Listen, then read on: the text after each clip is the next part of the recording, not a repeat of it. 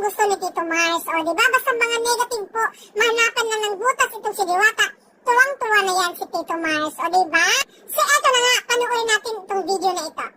Ayan, so, nung unang tikim ko sa kanin, medyo meron siyang, medyo matigas. Medyo hindi luto yung kanin. Ayan, so, nung tinikman namin yung sabaw, ang chicharon bulaklak. Yung lechon kawali naman, meron akong nalasahan na medyo sunog. Ang dami niya reklamo dyan, guys, pero kain naman siya ng kain. Ayan, so, yung kanin daw matigas, pero obserbahan nyo, yung kanin mauubos din yun. Asin din siya medyo sunog. So, yung sabaw, ang nangyari, lasang sunog na. Ayan, so, pero okay naman siya. Reklamo siya na reklamo.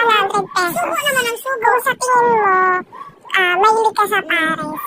Sulit na yung 100 pesos kasi ang na-raise naman siya.